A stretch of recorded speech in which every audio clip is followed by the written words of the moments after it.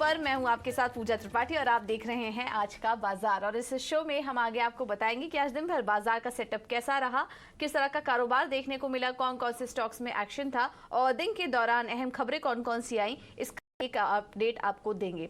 आज जब बाजार पर नजर डालें तो हमने देखा कि लगातार तीसरे दिन तेजी देखने को मिली। निफ्टी 18,350 के बंद हुआ, 18,400 के ऊपर के लेवल्स भी हमने देखे, लेकिन जो क्लोजिंग हुई वो 18,350 के पास हुई। और आज सपोर्ट मिला मेटल, फार्मा, एनर्जी और ऑटो शेयरों से और लगभग सभी इंडाइसेस आज हरे निशान में कारोबार कर रहे थे। तो तेजी बरकरार है बाजार में। ये तो बात हुई इक्विटी मार्केट की। आगे हम इसका और अपडेट आपके सामने रखेंगे, लेकिन एक बार क्विक चेक ले लेते हैं कि कमोडिटी मार्केट में किस तरह का एक्शन देखने को मिल रहा है। विष्णु मोहन हमारे साथ जुड़ चुके हैं पूरा जानकारी लेकर। विष्णु मोहन बताइए, इस वक्त करंट अपडेट क्या है, कमोडिटी मार्केट से किस तरह की हलचल दिख रही है? देखिए, कमोडिटी मार्केट में आज पूरा जो एक्शन है वो गोल्ड और सिल्वर पर ही है।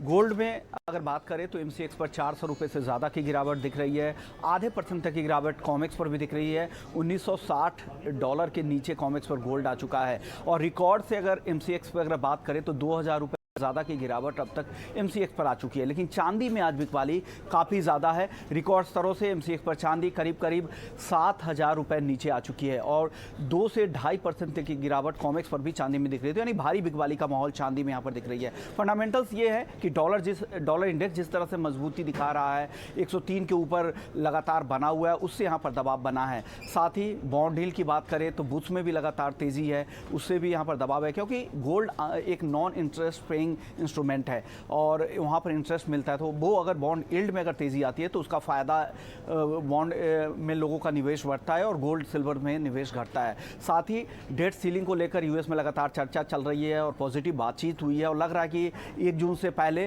कुछ उस पर नतीजा निकल जाए और डेट सीलिंग बढ़ाने पर फैसला हो जाए। तो वो जो अनसर्टेनिटी है वो भी कम हो रही है, उसका भी यहाँ पर दबाव है गोल्ड सिल्वर पर। एक और दबाव ये है कि अब जो ट्रेडर्स का जो नया सर्वे आया है उसमें ये कहा जा रहा है कि 30% से अब ज़्यादा संभावनाएं बन रही है कि जून की बैठक में फेड 0.25% ब्याज दरें बढ़ा सकता है। तो ये सारे फैक्टर्स क्रूड गोल्ड और सिल्वर पर दबाव बना रहे हैं और आज के सत्र में काफ़ी गिरावट दिख रही है। लेकिन कल फेड की जो पिछली बैठक थी उसके मिनट्स आने वाले हैं, वहाँ से किस तरह के संकेत मिलते हैं उसके बाद बाजार एक और डिसाइसिव मूव ले सकता है। जी बिल्कुल, बहुत बहुत शुक्रिया विष्णु मोहन आपका ये अपडेट देने के लिए। तो इस वक्त हम देख रहे हैं कि सोने चांदी में दबाव देखने को मिल रहा है। आगे हम नजर बनाए रखेंगे, लेकिन अब चलिए सीधे ले चलते हैं आपको कुछ एक्सक्लूसिव खबर की तरफ। और अदानी ग्रुप शेयरों में GQG ग्रुप ने हिस्सा बढ़ाया है और इस वक्त हम देख रहे थे अदानी ग्रुप के शेयरों में लगातार एक तेजी जारी है। खबर पर ज्यादा जानकारी के साथ जुड़ गए हैं अजय शर्मा। अजय बताइए। ये बहुत अच्छी और बहुत ही इंटरेस्टिंग खबर है शेयर होल्डर्स के लिए, पूरे अदानी ग्रुप शेयर होल्डर्स के लिए, क्योंकि वो काफ़ी अनसर्टेनिटी देख चुके हैं पास्ट में। क्योंकि इतना बड़ा इन्वेस्टर जिसने जब चरम पे थी अनसर्टेनिटी, उस समय $1.8 बिलियन की बेट ली थी 4 कंपनीज में। इस बड़ी रैली में अब हमारे सोर्सेज हमें बता रहे हैं कि पिछले कुछ दिनों में राजीव जैन GQG पार्टनर्स उन्होंने भी बाजार से अपने स्टेक बढ़ाए। करीब 250 to 200 मिलियन डॉलर्स के फ्रेश परचेजेस उन्होंने अदानी ग्रुप स्टॉक्स में पिछले कुछ दिनों में किए हैं। इनफैक्ट हमारे सोर्सेज हमें ये भी बता रहे हैं कि सिर्फ यही नहीं, वो जो अभी हाल ही में अदानी ग्रुप ने एक्सचेंजेस को बताया था कि अपनी कई कंपनियों में वो QIP और इक्विटी रिलेटेड ऑफरिंग्स डालना चाहते हैं और करीब 21,000 करोड़ रुपए की ऑफरिंग्स उन्होंने लाइनअप की हुई हैं। हमारे सोर्सेज बता रहे हैं कि राजीव जैन उन ऑफरिंग्स में भी पार्टिसिपेट करना चाहते हैं।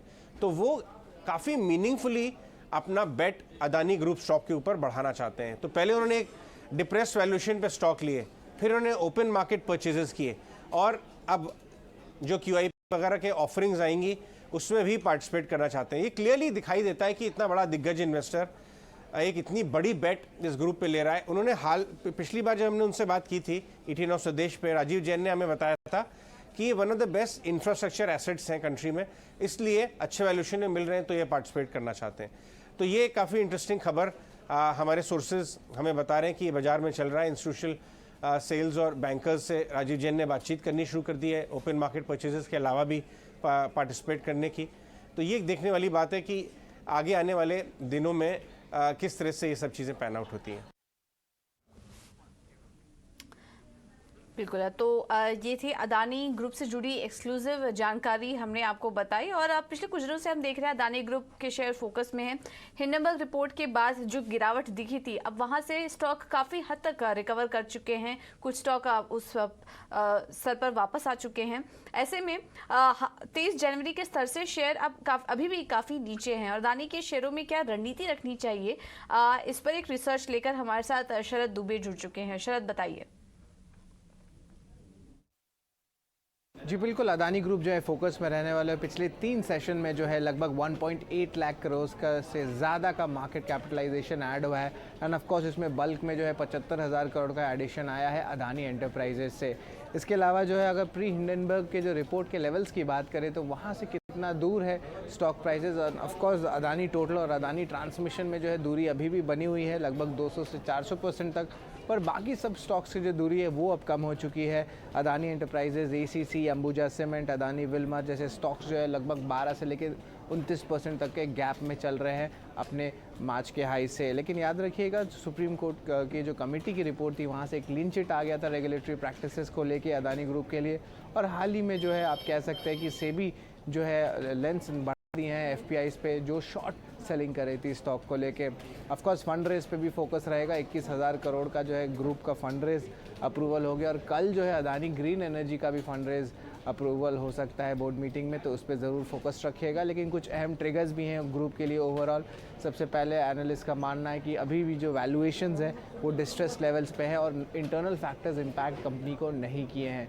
और आगे जाते हुए जो है एक्सटर्नल कंसर्न्स भी अब कम हो गए हैं सेबी की कमेटी की रिपोर्ट के बाद। इन्वेस्टर कंसर्न्स भी पिछले 2 क्वार्टर से एड्रेस में। और दूसरे साइड अगर इंस्टीट्यूशनल इन्वेस्टर्स के बारे में बात करें तो वो भी अपनी स्टेक अब आगे जाते हुए बढ़ा सकते हैं। ओवरऑल जो डेट रिडक्शन प्लान स्टार्टेड है।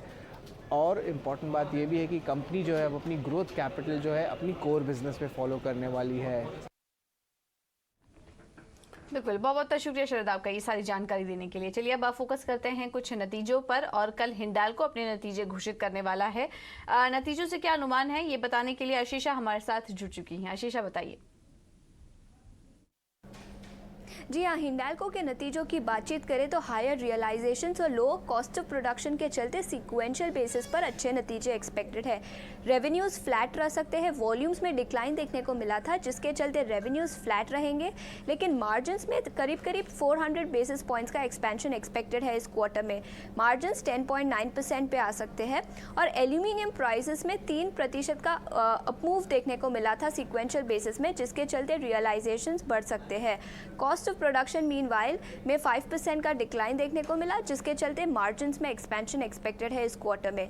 सेगमेंट वाइज परफॉर्मेंस की बात करें तो कॉपर एबिटा पर टन फ्लैट रह सकता है, लेकिन एल्यूमिनियम एबिटा पर टन में करीब 35% का इंक्रीज एक्सपेक्टेड है सीक्वेंशियल बेसिस पर। याद रखें, नोवेलिस जो हिंडाल्को की होली ओन सब्सिडरी है और नोवेलिस हिंडाल्को के टोटल रेवेन्यू का 60 to 70% शेयर है। उसके नतीजे कुछ दिन पहले आए थे। नतीजे अनुमान के मुताबिक थे, लेकिन मैनेजमेंट कमेंट्री काफ़ी म्यूटेड थी नोवेलिस की। ऑल इन ऑल हिंडाल्को से इस क्वार्टर में decent set of numbers expected है। रेवेन्यूज फ्लैट रह सकते हैं, लेकिन मार्जिन में एक्सपेंशन देखने को मिलेगा हायर रियलाइजेशंस और लोअर कॉस्ट ऑफ प्रोडक्शन के चलते। बिल्कुल, तो ये रहे हिंडाल्को के नतीजों से अनुमान।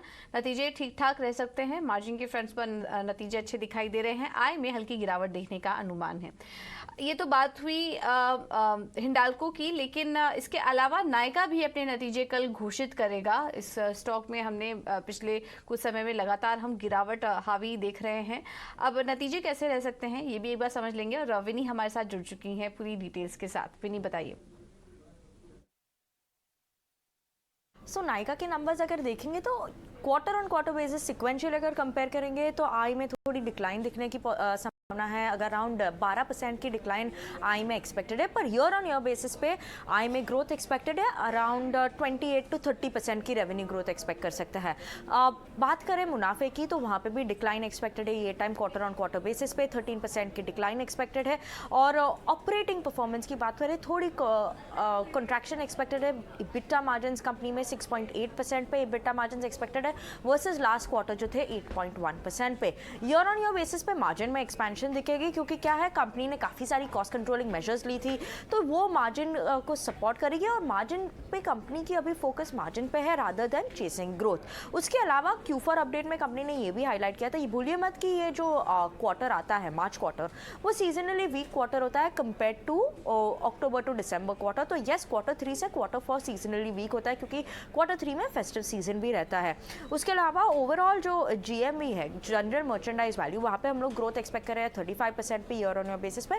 सिक्वेंशियली थोड़ी डिक्लाइन वहाँ पे एक्सपेक्टेड है। फैशन सेगमेंट में भी थोड़ी ग्रोथ 19% पे ही आएगी, क्योंकि क्या हुआ है, फैशन सेगमेंट में कंपनी ने बताया हुआ है कि कंज्यूमर ने थोड़ा पुल बैक किया था डिस्क्रिशनरी स्पेंड पे, अपने अपडेट में बताया, और ये इम्पैक्ट कर रहा है थोड़ा फैशन बिजनेस को। उसके अलावा Tier 1 में जो कंजम्पशन है, सस्टेन्ड कंजम्पशन है, BP सेगमेंट में सस्टेन्ड ग्रोथ और डिमांड भी है, और जो पिंक लव सेल था वो सपोर्ट कर रहा है ओवरऑल ग्रोथ को BPC सेगमेंट में भी। उसके अलावा कंपनी एक्सपेक्ट कर सकते हैं स्टडी इंप्रूवमेंट इन उनकी एवरेज ऑर्डर वैल्यू। तो all in all yes, sequentially में भी थोड़ी वीकनेस दिख सकती है अपने टॉप लाइन और बॉटम लाइन ग्रोथ पे। बिल्कुल, बहुत बहुत शुक्रिया विनी आपका ये सारी जानकारी देने के लिए। अब एक और स्टॉक आज फोकस में था और वो था स्पंदना स्फूर्ति, और यहाँ पर पिछले कुछ हफ्तों से MFI सेगमेंट में बेहतर प्रदर्शन देखने को मिल रहा है। अगले कुछ महीनों में कुछ ब्लॉक डील भी होने की संभावना बताई जा रही है। इस एक्सक्लूसिव डिटेल्स के साथ हमारे साथ अजय शर्मा जुड़ चुके हैं। अजय, बताइए। देखिए, हमारे सोर्सेज हमें बता रहे हैं कि स्पंदना स्फूर्ति फाइनेंशियल सर्विसेज जो MFI कंपनी है, उसमें एक बड़ा ब्लॉक आ सकता है, एक ब्लॉक डील हो सकती है। आपको याद होगा कि स्पंदना स्फूर्ति की जो फॉर्मर MD हैं और वो फाउंडर भी थी पद्मजा रेड्डी, वो अभी भी इस कंपनी में 14.5% स्टेक होल्ड करती हैं। उसकी वैल्यू है करीब करीब 700 करोड़ रुपए, और हमारे सोर्सेज हमें बता रहे हैं कि ये ब्लॉक डील बाजार में आ सकता है। उन्होंने ICICI सिक्योरिटीज़ को बैंकर नियुक्त किया है, इंस्टीट्यूशनल इंटरेस्ट काफ़ी हाई है। इनफैक्ट हमें ये भी बताया जा रहा है कि बहुत सारे इंस्टीट्यूशन ने बोला है कि पूरा ब्लॉक आप हमें दे दीजिए एक ही बार में, जबकि पद्मजा रेड्डी की राय ये है कि वो अपनी एक नई कंपनी बना रही है, कीर्तना फाइनेंशियल, जो एक विमेन सेंट्रिक NBFC होगी। उसमें कैपिटल की ज़रूरत है, तो वो इस पैसे से उस कंपनी को बनाना चाहती हैं, बट उनको पूरा 700 करोड़ की ज़रूरत अभी नहीं है। तो हमें जानकारी ये मिली है कि वो ट्रांचेज में अपने ब्लॉक्स देंगी, और इसका रीज़न ये भी है क्योंकि स्पंदना स्फूर्ति के अगर आप रिजल्ट्स देखें, अभी फोर्थ क्वार्टर के रिजल्ट बहुत शानदार आए थे, तो ये चांसेस है कि बहुत डीप डिस्काउंट पे ये ब्लॉक ना हो। यूजुअली हमने देखा है बड़े ब्लॉक्स बड़े डीप डिस्काउंट पे आते हैं। एक तो कंपनी अच्छा परफॉर्म कर रही है, दूसरा मैडम रेड्डी को पैसे की ज़रूरत है, लेकिन बहुत ज़्यादा फायर एग्जिट जैसी सिचुएशन नहीं है। इनफैक्ट बहुत ज़्यादा इंस्टीट्यूशनल इंटरेस्ट हाई है, वो पूरा ब्लॉक एक ही बार में लेना चाहते हैं।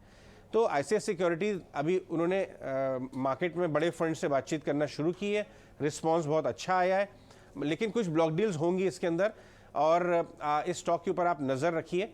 हमने जो है पद्मा जी से रीच आउट करने की कोशिश की, मेल्स किए, मैसेजेस किए, लेकिन कुछ रिस्पांस नहीं मिला हमें।